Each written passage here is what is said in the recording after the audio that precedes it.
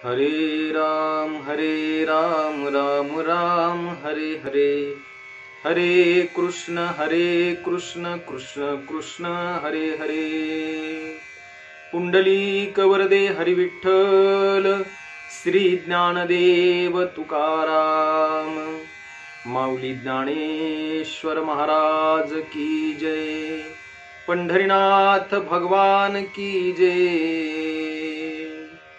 कर्मेंद्रियाणि संयम्य य आस्ते मनसा स्मरन्, इंद्रियार्थान् विमूढात्मा मिथ्याचारः स उच्यते। यस्त्विन्द्रियाणि मनसा नियम्यारभते अर्जुन, कर्मेन्द्रियैः कर्मयोगं मसक्तः स विशिष्यते। जो अंतरी दृढू परमात्मरूपी गुढू, बाह्यतरी रूढू लौकिकू जैसा। रामकृष्ण हरी भाविको, ग्रंथराज ज्ञानेश्वरीच्या प्रत्येक ओवीचा भावार्थ आपल्यापर्यंत पोहोचवण्यासाठी सुरू झालेली ही भावनिरूपणमाला गेल्या 26 जुलै पासून आपण दैनंदिन स्वरूपानं या भावनिरूपणमालेचे निरूपण करत आहोत। आज तृतीय अध्यायामधील 68व्या ओवीपासून पुढे आपण चिंतन बघणार आहोत। भगवान अर्जुनाला सांगतात, अर्जुना, तो जो निष्कर्म असतो का, त्याची लक्षणं मी तुला सांगणार आहे। काल आपण इथपर्यंत आलो होतो आणि आज आपल्याला त्या पुढचा भाग बघायचा आहे। अर्जुनाला परमात्मा म्हणतात, तो निष्काम पुरुष असतो कसा अर्जुना? तर त्याचं उत्तर असं आहे, जो अंतरी दृढू परमात्मरूपी गुढू, बाह्यतरी रूढू लौकिकू जैसा।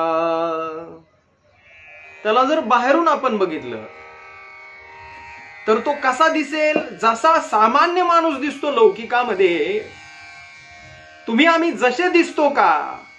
हे अर्जुना, तो सामान्य माणूस सुद्धा तसाच दिसतो, पण अंतरंगामध्ये मात्र तो परमात्म रूपी गुढू, परमात्म्याशी त्याचं तादात्म्य झालेलं असतं, अंतरंगातल्या परमात्म्याशी त्याचं एकरूप झालेलं असतं। आणि हा परमात्म स्वरूप झालेला महात्मा वरपांगी मात्र तुमच्या माझ्यासारखा दिसतो, कधी कधी तुमच्या माझ्यापेक्षा वेगळाही दिसतो।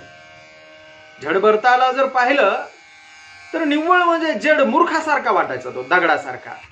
पण तो दगडासारखा होता का? नाही, तुमची आमची दृष्टी त्याला पाहू शकत नव्हती त्याच्या अंतकरणाला। वरपांगी तो तुमच्या माझ्यासारखा दिसायचा, वरपांगी तो खरं पाहता वेड्यासारखा दिसायचा, पण वेडा होता का? आणि वेडा असता तर ते राहुगण राजा तिथं त्याच्याकडे ब्रह्मज्ञानाच्या करता थांबला असता का? नाही, कधी कधी दिसतं सामान्यत्वानं पण असतं विशेषत्वानं।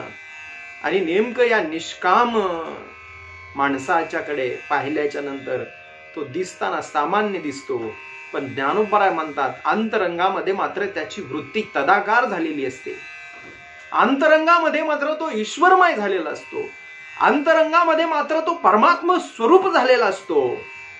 आणि मग असा जो महात्मा आहे तो कसा वागतो? तो इंद्रिया अज्ञान करी, विषयांचे भयन धरी, प्राप्त कर्म न आवेरी उचित जे। तो इंद्रियांना आज्ञा करीत नाही आणि विषयांची त्याला भीती वाटत नाही। बघा, विषय बंधनाबद्दल त्याच्या मनामध्ये किंचितही शंका नसते, त्याला माहिती असतं इंद्रिय सुखानं वर्तत असतील माझे, पण ते विषय त्या इंद्रियांना चिटकू शकत नाहीत का? कारण इंद्रियांचा राजा जो मन आहे ते मन भगवत स्वरूप झालंय। खरं पाहता मनावर सगळ्या प्रक्रिया अवलंबून आहेत. पुढे येणार आहे 15व्या अध्यायामध्ये त्याचं चिंतन. अधिष्ठाय मनश्चायम विषयानुपसेवते, याच्यावर आपण पुढे भाष्य करणार आहोत, पण आत्ताच तिकडे आपल्याला जायचं नाही. तो काय करतो? इंद्रियांना आज्ञाही करीत नाही, असं करू नका तसं करू नका, दमन शमनाच्या प्रक्रियेमध्ये फारसा पडत नाही. तरी सुद्धा विषयाच्या बंधनाचं, विषय बंधनाची त्याला भीती वाटत नाही. असं कसं होईल? असं कसं होईल व? तर बघा, प्राप्त कर्माचा अवेर तो करत नाही. प्राप्त कर्म त्याला जे आहे तो नियमितपणे, जे उचित कर्म आहे, जे उचित असलेलं प्राप्त कर्म आहे, त्या प्राप्त कर्माचा तो अजिबात त्याग करीत नाही. मग करत राहतो. पुढे तो कर्म इंद्रिय कर्मी राहटता तरी न नियमी, परितेथेची निउर्मी झाकोळेना. ज्ञानोबा इथं वर्णन करतात, तो कर्म इंद्रिय कर्मी राहटता तरी न नियमी. कर्म इंद्रियांना सुखानं कर्म करू देतो, त्या कर्म इंद्रियांचं नियमन करण्याचा तो प्रयत्न करत नाही. कर्म इंद्रियांना रोखण्याचा तो प्रयत्न करीत नाही. आणि मग कर्म इंद्रियांना न रोखता निष्काम कर्म म्हणजे किंबहुना निष्कामता प्राप्त कशी होईल? नाही का? प्रश्नच आहे. तर या प्रश्नाचं उत्तर माऊलींनी किंबहुना भगवंतानं दिलेलं आहे. भगवंत म्हणतात, परी तेथेची नी उर्मी झाकोळेना. त्या विषयाच्या ठिकाणची, त्या कर्माच्या ठिकाणची उर्मी म्हणजे लालसा, विकार, त्या कर्माचे विकार किंवा त्या कर्म कलापाचा विकार, आणि त्या विकारानं तो लिप्त होत नाही, विकारानं तो झाकोळला जात नाही, ते विकार त्याला बाधा करीत नाहीत, आणि म्हणून तो निष्काम ठरतो. जर विषय विकारांची बाधा झाली तर निष्कामतेला बाधा आहे, आणि जर विषय विकाराची बाधा नाही झाली तर निष्कामतेला कुठे बाधा आहे? पुढे काय बघा माऊली म्हणतात ते, तो कामना मात्रे न घेपे, मोहमळे न लिंपे, जैसे जळी जळे न शिंपे पद्मपत्र. इथं माऊलींनी वरचा सिद्धांत पटवून देण्याकरता दृष्टांत दिला कमळ पुष्पाचा. ते कमळाचं पुष्प पाण्यामध्ये राहतं, पण पाण्यामध्ये राहून सुद्धा जैसे जळी जळे न शिंपे, त्या पाण्याच्या आर्द्रतेनं ते भिजत नाही. पाण्यामध्ये ते भिजत नाही, पाण्यामध्ये राहतं पण पाण्यात भिजत नाही. तसं कर्मामध्ये राहतात पण कामना मात्रे न घेपे, पण त्या कर्माची कामना, त्या कामनेला ते बळी पडत नाहीत. मोहमळे न लिंपे, मोहाच्या मळानं ते लिंपून घेत नाहीत, मोहाच्या मळानं त्याचं मन मलिन होत नाही. आणि मग असं होत असल्या कारणाने जसं पाण्यामध्ये राहून सुद्धा कमळ पुष्प पाण्यानं उल होत नाही, तसं कर्म करत असताना सुद्धा महामळाच्या दोषानं तो लिंपला जात नाही, आणि कामनेच्या मात्रेला तो बळी पडला जात नाही. पुढे ज्ञानोबा म्हणतात, तैसा संसर्गा माझी असे, सकळांसारिखा दिसे, जैसे तोये संगे आभासे भानुबिंब. पुढे बघा काय म्हणतात माऊली. माऊली म्हणतात, त्या कमळपत्राप्रमाणे संसर्गा माझी असे, सकळांसारखा दिसे, जैसे तोय संगे आभासे भानुबिंब. अजून एक दृष्टांत दिला इथं.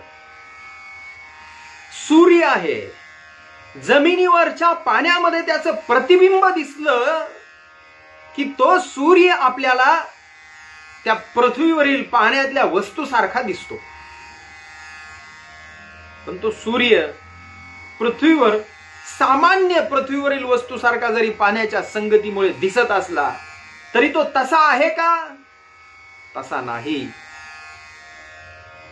तसं तो जो निष्कामता प्राप्त झालेला पुरुष आहे, तुमच्या आमच्या संसर्गामध्ये तुमच्या आमच्यासारखा दिसतो, तैसा संसर्गा माझी असे सकळांसारिखा दिसे, तुमच्या माझ्यासारखा सगळ्यांसारखा सामान्यत्वानं दिसतो.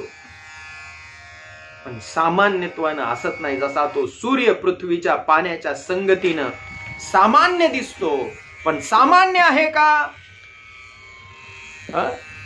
Is the sun a common thing? नाही, सन हे एक स्पेशल आहे, ते विशेष आहे. पण सामान्य दिसतं का? पृथ्वीवरच्या पाण्याच्या संगानं. तसा तो साधू पुरुष तुमच्या आमच्या संगतीमध्ये सामान्य दिसत असेल, पण तो सामान्य नव्हे. तैसा सामान्यत्वे पाहिजे तरी साधारणुची देखिजे, एरवी निर्धारिता नेनिजे सोय जयाची.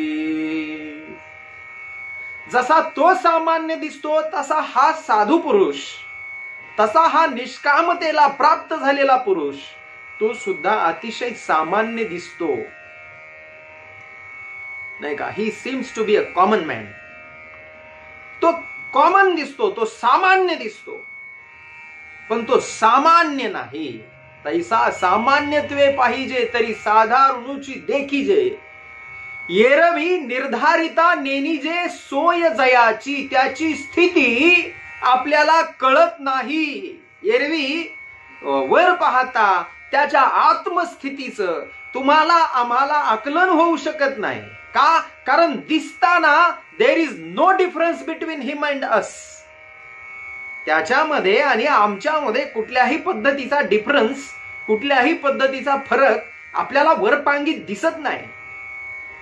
किंबहुना वरपांगी जर काही फरक दिसत असेल तर तो नौटंकी करतोय, नाटक करतोय असं समजायला काही हरकत नाही.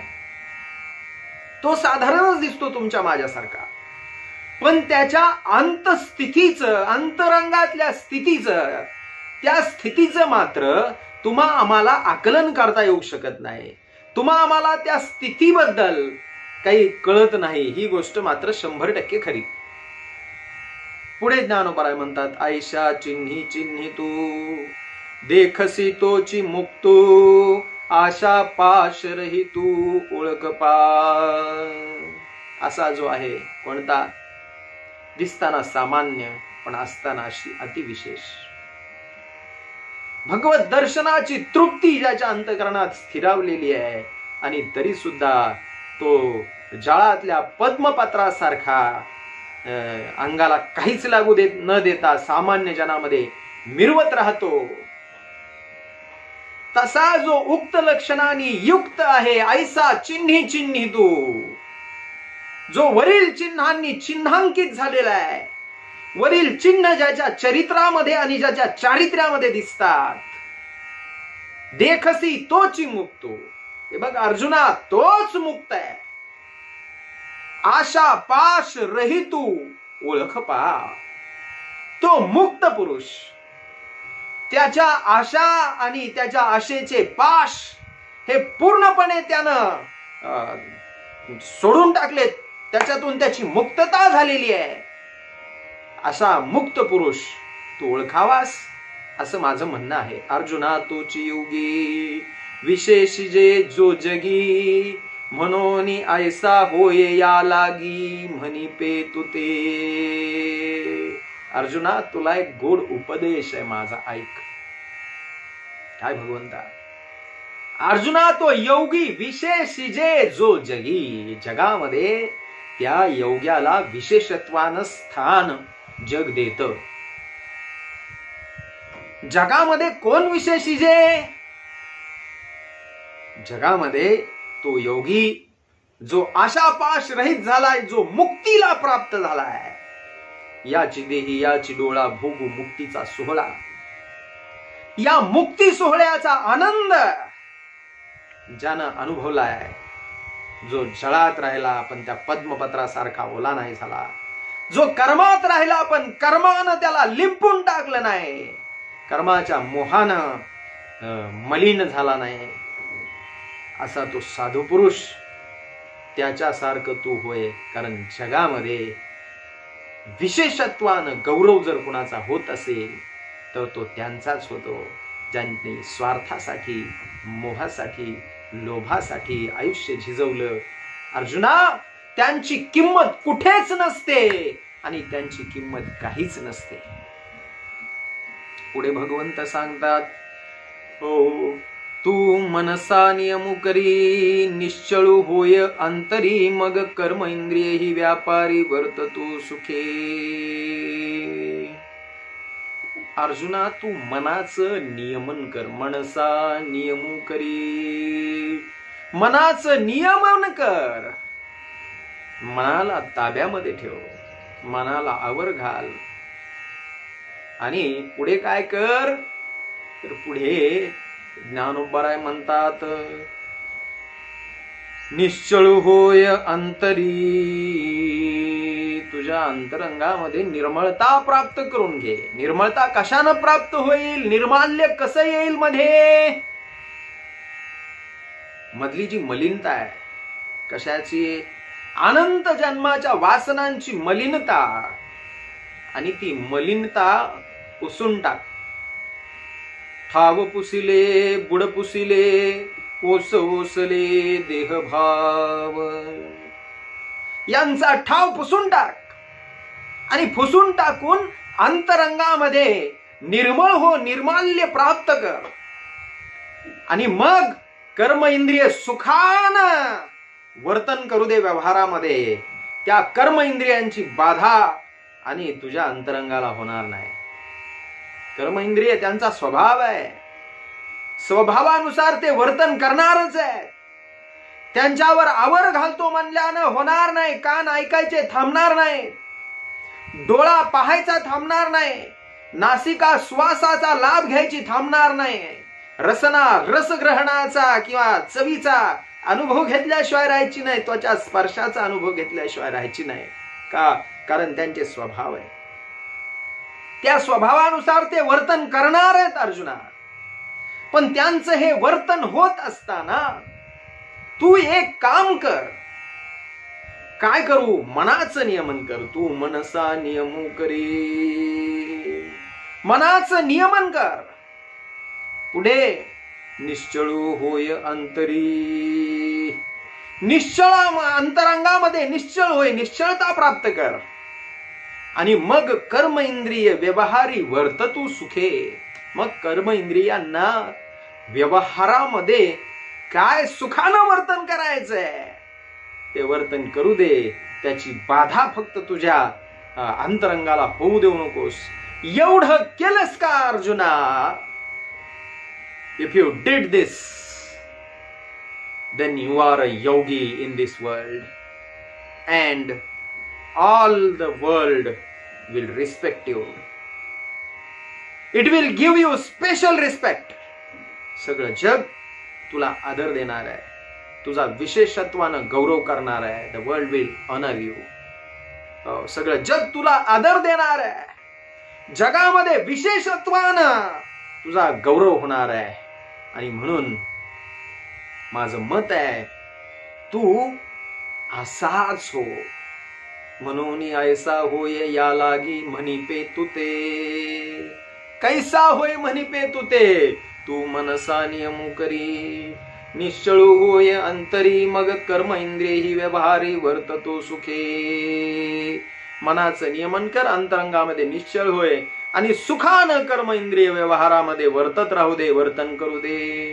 पुंडलिक वरदे हरी विठ्ठल, श्री ज्ञानदेव तुकाराम, ज्ञानेश्वर महाराज की जय, वैद्यनाथ भगवान की जय, संत जगमित्र नागो महाराज की जय, मुकुंदराज स्वामी महाराज की जय.